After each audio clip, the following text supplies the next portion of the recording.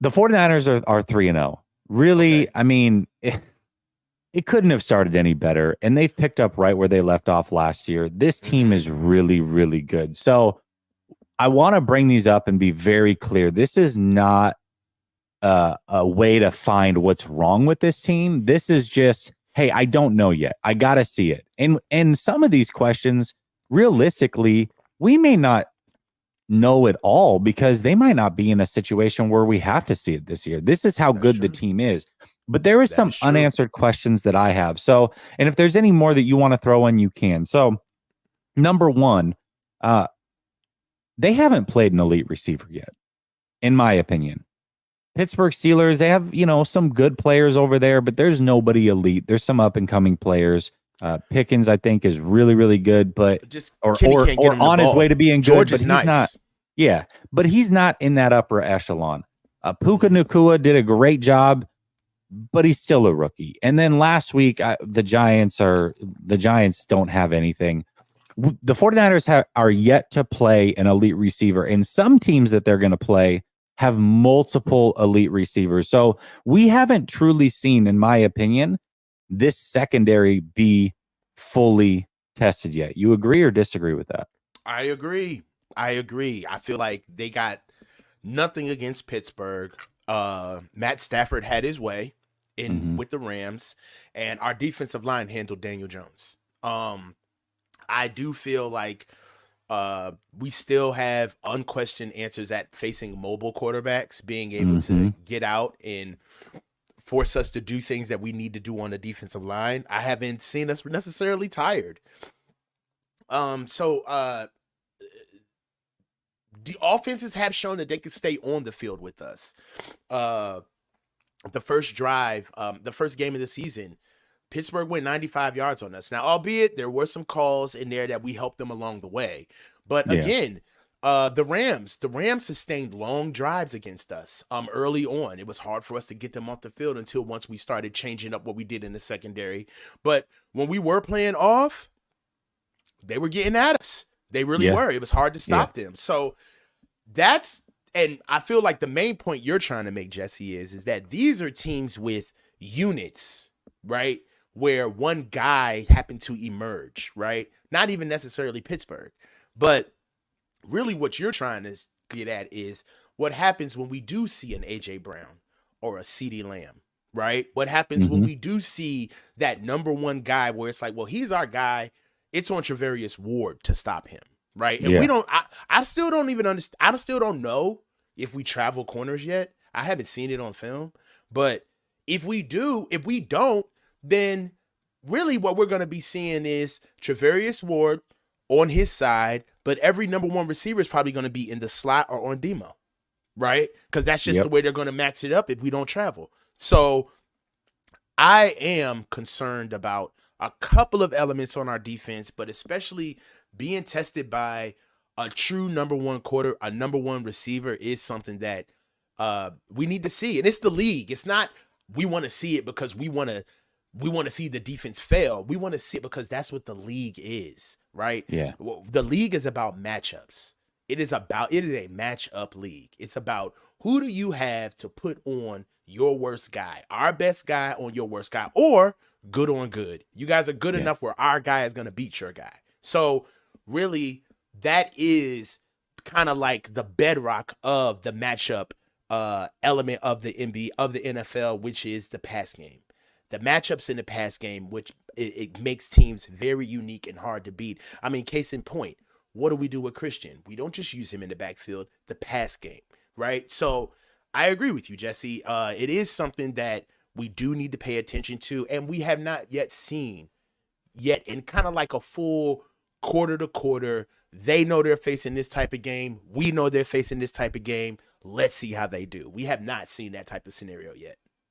Yeah, and the mobile quarterback thing, Danny Dimes definitely can get mobile. I mean, this is a guy that can rush for 700 yards. But when I say mobile quarterback, and this is where I agree with you, I want to see an elite mobile quarterback. I'm talking about a quarterback that can do both.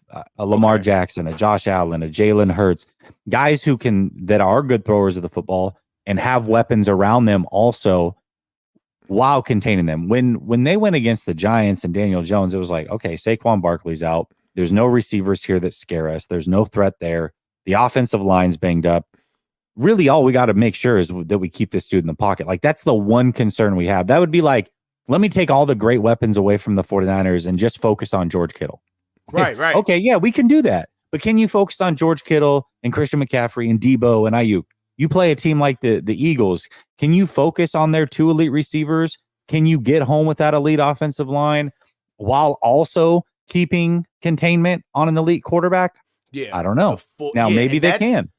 I'm so glad you brought that up because that's the feeling that you get. Now, I feel like everybody is leaning over me right now, about to swing on me because we are 3-0, guys. We're 3-0 for sure. No, we're 3-0. But don't you kind of get a feeling that the 3 games that we face is just we're facing incomplete teams? We're not really facing a team that can give us their best shot, right? And albeit that's the league, right? Nobody told them to draft their guys and pay for their guys the way they wanted to, right? We're all right. Our situation, we shouldn't be apologizing to anybody for being a good team is what I'm trying to say. But if you're just looking at for what we're trying to do, which is win a Super Bowl, the 3 games is nice. We're undefeated. I like the fact that we're handling business and we're developing a narrative of an identity, rather, of what type of team we need to be. But we ain't really faced nobody. We haven't really faced a real team that is bringing everything they got. Even the Rams, like the Rams are not going to be the same team that they are in week 17 when we see them again. They're going to be much better. I mean, albeit injuries and the way the league works, but they're going to be much better because you can even see them a little bit disjointed in just identity and process, right? Like running 40 times and not scoring. Like, like they're trying to put forth who they are, but they're not really there yet. And I do believe that Dallas may be one of those teams, and this is a good problem to have, is that really, now that I'm saying it, most of the teams that we're going to face aren't going to be complete teams. We are one of the best. Yes. Most of the teams that we face are the not. 49ers are one of the most complete teams. It goes both ways now. Exactly. How did they deal with the 49ers? Right? Like, it's not like we just have to deal with the problems they bring. They have to also deal with the problems the 49ers bring. This does go both ways now. Okay, it does go both ways, Jess. But then you have to ask yourself, who is us? Who are the Niners? Right? Like Philly, maybe, but they're young as hell. Right? Mm-hmm. They're young, right? We're not the Chiefs just from the quarterback element, right? And our defense is way better than theirs, right? Mm-hmm. We're not the Bengals. Thank God we're not the Bengals. But we're not the Bengals. We're not the Bills. Way better defense, stronger running game. Okay, we don't run everything through our quarterback. Okay, I just named 4 of the teams that legit can give us run, right? But outside of those teams, every other team you can clearly point to a massive deficiency that they have on their team. Mm-hmm. For us, and this is another thing that I sometimes, like when I run into Niners fans, like, and I talk to people about the team, like our commentary of the team does seem like we're nitpicking because the team is so goddamn good. Yeah, so yes, we are going to have to look at literally the right side of the offensive line, right? If you put them all together, people who talk about the Niners who don't know us, they'll kind of like whole swath just say, oh, they got a great offensive line. We know that's not true because we're looking at the minuscule elements that comprise of the offensive line. But that's what you do to a team that is as good as ours. You have to really open up the microscope, and it does come off like it's a little bit ticky-tack sometimes, but that's what you got to do. Like, we're that good. We just can't completely laud them and say, oh, well, we're not really going to say anything about the team until the NFC Championship game. It's like, who wants to do that, right? So it's different because I feel like if in a way, we're kind of bringing up the fact that the Niners may not see anybody that's on their level for maybe 2 or 3 times in the season. And maybe those are the games where we have to pay attention, where we have to say, all right, Dallas, right? All right, Miami, like you know what I mean? All right, the Chiefs, because these other games you guys should fucking win. This team isn't complete.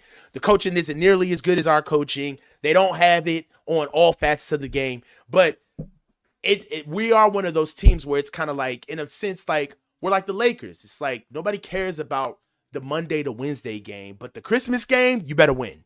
Right? Like, you know what I mean? Like, nobody cares about the ancillary October game, blah, blah, blah. But the New Year's game, you better win. If we're trying to get seeding into the playoffs, you need to win these games, right? So I do feel like that's where the Niners kind of fall.